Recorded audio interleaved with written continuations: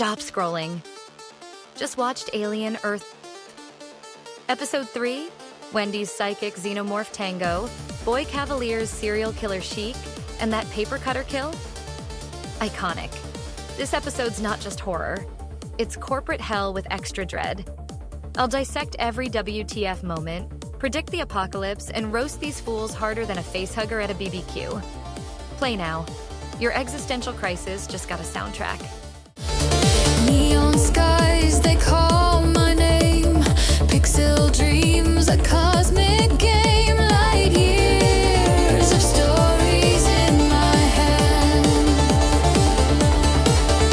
A raven flies through time and space. A mirror shines a hidden face.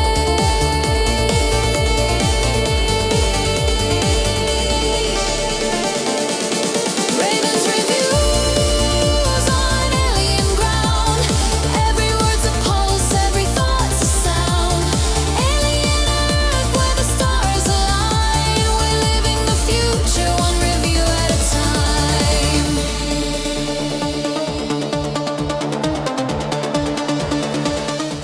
Welcome back, my devious darlings, to another episode of Raven's Reviews. I'm your devastatingly gorgeous host, Raven Witchwood, here to guide you through the chaos, carnage, and corporate nonsense that is FX's Alien Earth. Today, we're diving into Episode 3, Metamorphosis. And honey, this title is doing some heavy lifting. I hope you're buckled in, because this one's serving existential dread with a side of sibling drama and a xenomorph chaser. Let's break it down, shall we?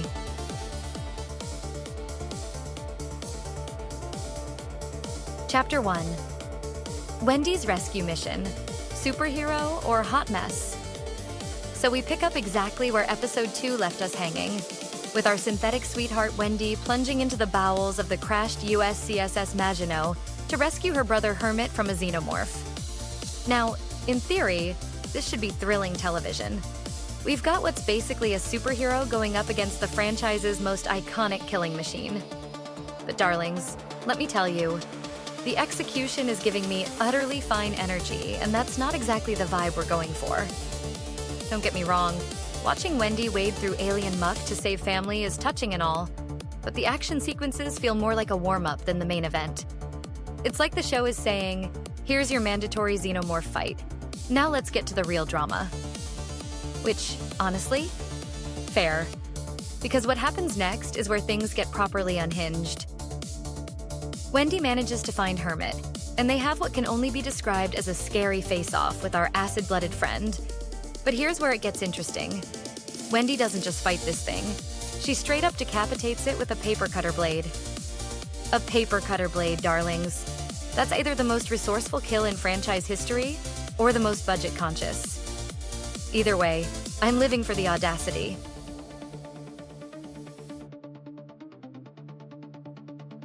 Chapter 2. The Psychic Connection. Wendy's Alien Awakening. Now here's where Episode 3 gets properly weird, and I am absolutely here for it. While the xenomorph is being operated on elsewhere, Wendy starts feeling pain. Not just any pain. She's literally experiencing what the alien is going through. It's giving very Psychic Connection vibes. And honestly, it's the most interesting development this show has given us yet.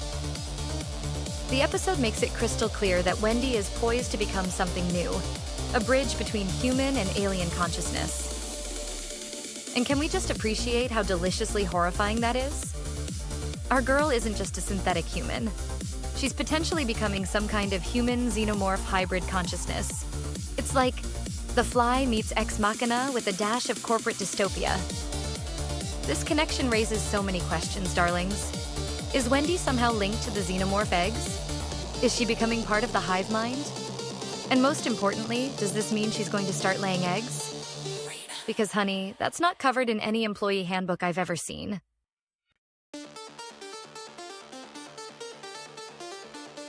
Chapter 3. Boy Cavalier's Sinister Corporate Shenanigans. Meanwhile, our barefoot tech overlord Boy Cavalier is out here revealing his sinister plan. And surprise, surprise. It's exactly as morally bankrupt as you'd expect from a man who thinks shoes are optional, but world domination is essential. This episode finally shows us where all this corporate meddling is heading. And spoiler alert, it's nowhere good. Cavalier is so elated about his progress that he's practically vibrating with megalomaniacal joy. The man is treating Xenomorph research like it's the next iPhone launch, complete with the same disregard for human safety and basic ethics. He's even managed to save Joe's life, much like he did with Marcy, because nothing says, "I care about you," like using you as a test subject for alien-human hybridization. And can we talk about how this ties into the larger corporate conspiracy? We've got Prodigy Corporation pulling strings, Weyland-Yutani lurking in the background, and enough corporate espionage to make a Wall Street thriller jealous. It's like Succession in space, but with more facehuggers and fewer Roy family dinners.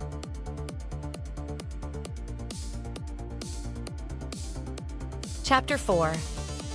Existential Dread and What's Next. Episode 3 is being praised as creepy, brainy, and painfully existential.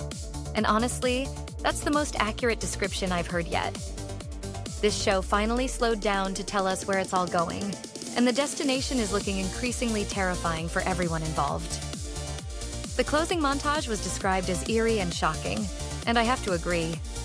Watching Wendy's transformation unfold while corporate machinations continue in the background creates this perfect storm of body horror and capitalist nightmare. It's like David Cronenberg decided to make a show about late-stage capitalism, and I am absolutely living for it. But here's what's really getting under my skin. The show is making it clear that action stuff is not what we're here for. This isn't your typical alien slasher series. This is something much more insidious and thought-provoking. We're watching humanity's potential evolution, or devolution, in real time. And it's being orchestrated by the same kind of people who brought us subscription services for everything.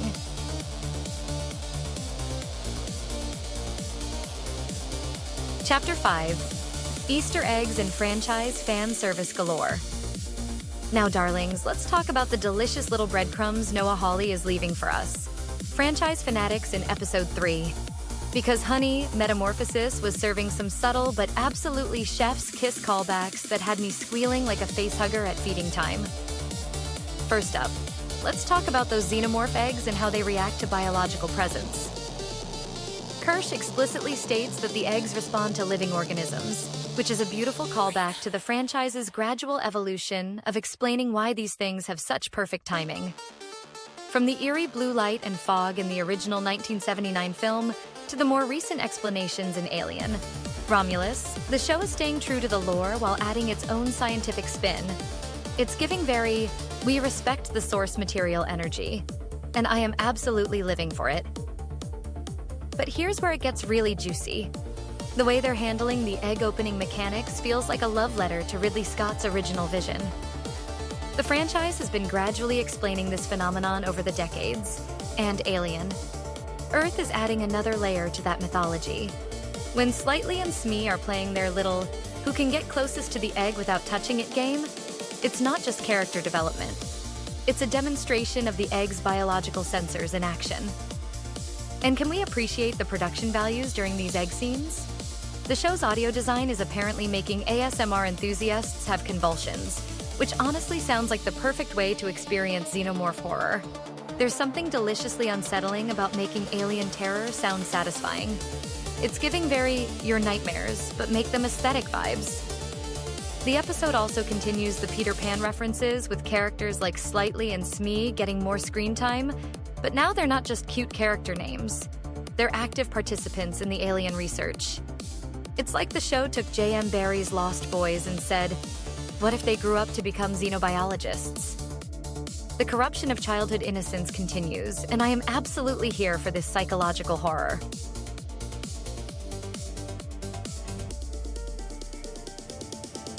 Chapter 6. Raven's Witchy Predictions, Crystal Ball Time. Now, my darling disciples of disaster, it's time for me to put on my fortune teller hat and gaze into the abyss of what's coming next. And honey, the visions I'm seeing are darker than my soul and twice as twisted. First prediction, Wendy's transformation is going to accelerate rapidly. That psychic connection isn't just a party trick. It's the beginning of her becoming something entirely new. I'm calling it now. By By season's end, she'll be able to communicate directly with the Xenomorphs, possibly even control them. Think Professor X, but for acid-blooded murder machines. Second prophecy. Boy Cavalier's saving of Joe and Marcy is going to backfire spectacularly. These aren't rescue missions. They're recruitment drives for his hybrid army. I predict we'll see these saved characters turn against their rescuer in the most poetic justice way possible. Nothing says corporate karma like being eaten by your own test subjects. And here's my wildest prediction, darlings. The show is setting up Wendy to become the bridge between the original Alien timeline and this new Earth-based narrative. Her hybrid nature will be the key to explaining how the Xenomorphs eventually get contained and covered up by Weyland-Yutani. She's not just a character. She's the missing link in the franchise's mythology. Mark my words. This season will end with Wendy making a choice between her humanity and her alien nature. And whatever she chooses will determine the fate of both species. It's giving very Chosen One energy, but with more existential dread and corporate espionage. But wait, darlings. Before we dive deeper into Wendy's psychic alien breakdown, let me interrupt this existential crisis to bring you something absolutely essential for your wardrobe and your survival. Are you tired of looking basic while the world ends in corporate-sponsored alien horror? Well, suffer no more. Introducing the Alien Earth collection from BigBadFandom.shop. Because if humanity's going extinct, we're doing it in style. First up, the Corporate Nightmare Fuel Tee, featuring a Xenomorph in a business suit because honestly, that's less terrifying than most CEOs. Perfect for your next Zoom meeting or alien autopsy. Then we have Wendy's Existential Crisis Club, half human, half Xenomorph, all trauma. Wear it when you're questioning your own consciousness or just need to feel seen by other walking disasters. And finally, the Boy Cavalier Barefoot Billionaire Club tee. Because nothing says, I have daddy issues and a god complex like cartoon Peter Pan vibes with a side of galactic genocide. All three shirts are made from ethically sourced cotton. Because even in the apocalypse, we have standards. Just $24.95 each, or grab all three for $65 and we'll throw in a free corporate Kool-Aid mug. Head to Big Bad Fandom. Shop right now. Because when the Xenomorphs come for you, at least you'll look absolutely iconic getting face-hugged. Use code RAVEN for 10% off. But hurry. This deal expires faster than Weyland-Yutani employees. Now, back to our regularly scheduled corporate nightmare.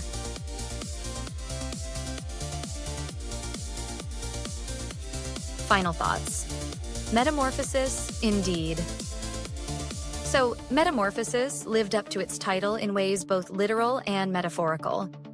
Wendy is changing, the corporate landscape is shifting, and the Xenomorphs are becoming more than just monsters. They're becoming a mirror for humanity's worst impulses. The episode successfully finished the show's first major arc, and honestly, I'm impressed with how it's setting up the larger narrative. My final verdict? 8.5/10 existential crises. This episode proved that Alien, Earth works best when it leans into its philosophical horror, rather than just relying on jump scares and acid blood. Sure, the action sequences could use some work, but the psychological and body horror elements are absolutely chef's kiss. So keep watching, darlings, because this metamorphosis is just getting started. And remember, in space, no one can hear you scream.